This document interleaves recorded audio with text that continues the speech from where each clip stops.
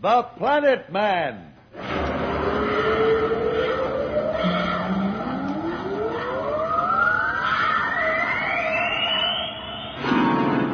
The Planet Man.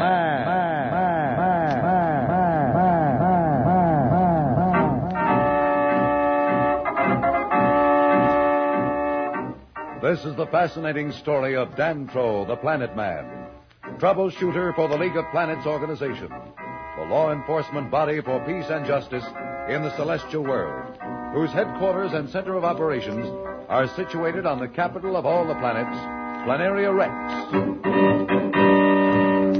From Mercury to Pluto, wherever danger threatens the universe, you will find Dantro, the Planet Man, fighting for fair play. In a moment, The Planet Man.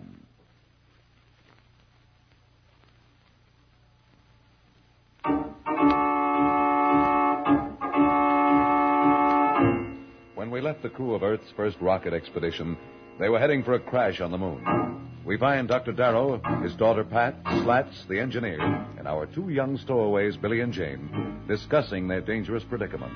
The sound of the complicated control mechanism makes the cabin seem like a chatterbox of confusion. And from the outside can be heard the mad whining of the lunar currents. We find them now as they're getting closer and closer to the moon's surface. Slats is speaking. Our altimeter reading is dropping pretty fast, Professor. Isn't there any way we can break our fall on the moon? I've thought of everything, Pat, but there just doesn't seem to be any answer. The extra power we lost on takeoff was our only hope. Father, I know you don't like to do things second best, but in a situation like this, it might be necessary. What do you mean, Pat? Well, what about using our remaining power to go into an orbit around the moon, as we discussed in our original plan? Yes, but what good will that do? We still come to the same end, except that the agony will be prolonged. Let's do it, Professor. We got nothing to lose. Whatever it is, I'm game, Uncle John. Me too, Uncle John. You know what they say, Professor, where there's life, there's hope. It'll be a ticklish maneuver now since we've gotten into the pull of the moon and our power is limited. But if the rest of you are game, so am I. Stand by to maneuver. Pat, start the reactor. Yes, Father. Slats, check the radar rangefinder and make sure you pinpoint those readings on the moon. Yes, sir. I'll pilot. Now keep your fingers crossed. Heading 10 degrees starboard. Heading 10 degrees starboard. Cut the reactor, Pat. Cutting reactor. What's our reading? It's 63.3. We need a bit more, Professor. Hit it again, Pat. Reactor on. Are we picking it up fast enough, Slats? What's the reading? Not enough, Professor. We need a fraction more. Are you sure, Slats? I've got our heading way over, and our power can't last much longer with such a radical course heading. Slats, give me a reading. Slats, do you hear me? Give me a reading. It's 89.4. 6 more points, Professor. That's the end of our power. I hope we make it. Steady, steady. Just a bit more, old Ironsides. There. Well, we made it. We made it, Professor. Good, right that's on the fine. beam. I'm so glad. Very glad. Hey, what are we all so happy about? We're right in the middle of nowhere. You mean that we're not going to land on the moon after all? I'm afraid not, Billy. What's going to happen? Nothing, Jane. We're just going to circle the moon the way the moon circles the Earth. Just look at that view of the moon. What a break. So near and yet so far. Uncle John, something is happening to the air. It's getting stuffy in the air. I know, Billy, it's the air circulators slowing down. Breathing will be just a bit difficult from now on since our oxygen supply is limited.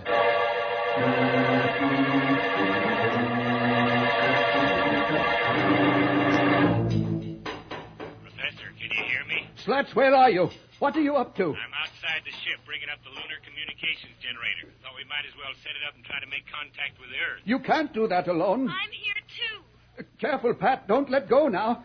Pat! Slats, grab her. She's floating away. What? Quick, Slats! Slats, help me. Help me. Pat, here, grab my hand. Quick now, come on. Hold tight now. Easy. There we are. Steady now. He pulled her back, Uncle John. Pat, Slats, is everything all right? Yes, Father, thanks to Slats. I thought I was a goner. Don't forget you're out in space, Pat, and if you ever drifted away, we'd never be able to get you back. It's all okay now, Professor. We're coming in.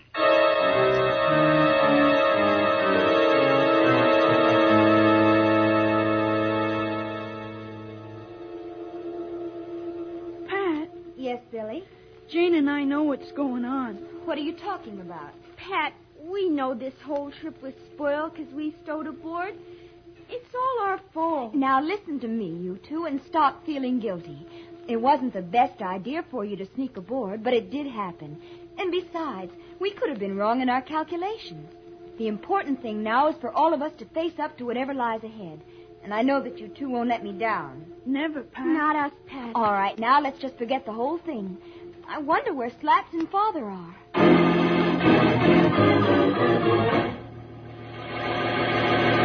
We'll return to Planet Man in just a moment. So, level off.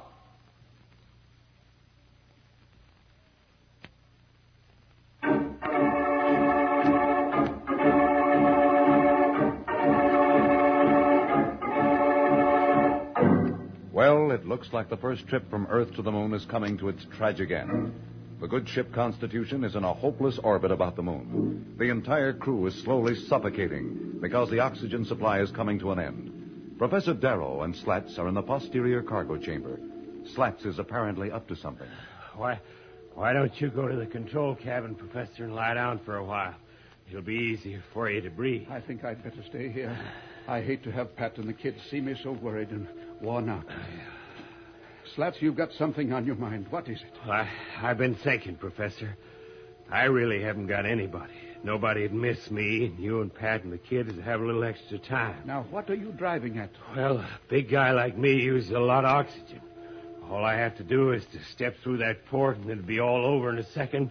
You people will have a little longer. Don't be a fool, Slats. We're all in this together.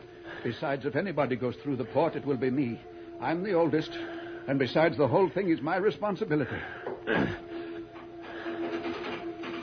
Now, look, Professor, I've made up my mind. There's no point in trying to stop me. No, Slats, don't jump. Don't stop me, Professor. I'll hit you.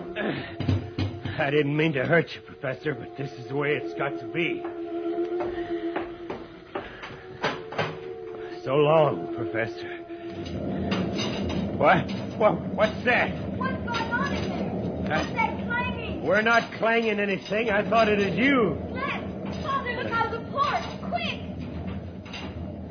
Boy, look at that. It's mammoth!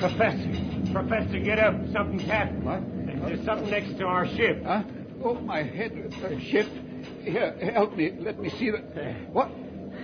It's impossible. But it looks like another ship is next to ours. Let me help you, Professor. We must get to the control cabin with the others. Father, Slats, what is it? I don't know, but now we'd better stay close together. Slats, where are you going? Just to get this fishing wrench. I don't know what's coming through that hatch, but I'm not taking any chance. Well, be careful and don't get too close to the hatch. Let's all be very quiet.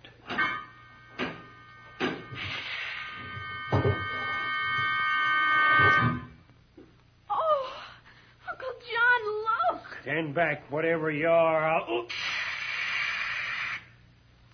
Look at Slats. He can't move. He's frozen in his tracks. Oh, Slats! Why, it's a man. What did you expect? A three-headed Mercurian man-eater? I am a man from the planets. A planet man. Boy, wait till the gang hears about this. Billy, please. My name is Dantro, the Planet Man, and I come in peace. I represent the League of Planets, and my mission is to bring all of you to Planeria Rex. Planeria Rex? League of Planets? Where is that? I'll explain in a moment. But I don't think we should leave your brave friend Slats in this paralyzed predicament. He'll snap right out of it with a shot of this ray gun neutralizer. What happened? Did I get him? It's all right, Slats. We're all safe. It seems that we've met a friend, and his name is Dantro, the Planet Man. It's nice to meet a brave man like you, Slats. Here, let me help you up. Dantro, my name is John Darrow. This is my daughter and assistant, Pat. How do you do? And I think you've already met Slats. Yeah. And these two are Jane and Billy, my niece and nephew. Well, It's a pleasure to know you all. You see, we've really known you for a long time, since we've been able to watch your experiments. In fact, we've been in touch with this entire trip of yours. We've even learned to speak your language. But how could you do all that? We planet men have many devices which Earth has not yet discovered, and one of them is the cosmic communicator. which enables us to see and hear across the millions of miles of space. But why have you kept the existence of the League of Planets from the Earth? Where is Planeria Rex, and why haven't I been able to chart its position? Everything will be explained to you in due time. What's that noise? It's coming from my ship. We must hurry along. It's the bogey warning oscillator telling us there are some unidentified ships approaching. But we can't leave the Constitution. Not old Ironside. Your ship will be safe in this orbit for 1,000 years. We must not waste time. Will I get a spacesuit like yours? Will you let me fly the ship? I see Earth children are no different from ours. There's our last warning. Quick, through the hatch into my ship, the Planeteer.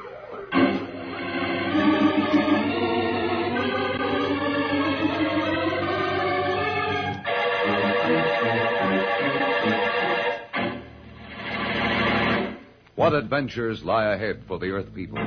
What will they find on Planeria Rex? Whose ships are those approaching the helpless Constitution?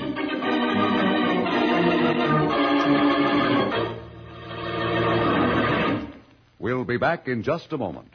But first, here is a message that Dantro the Planet Man wants you to hear.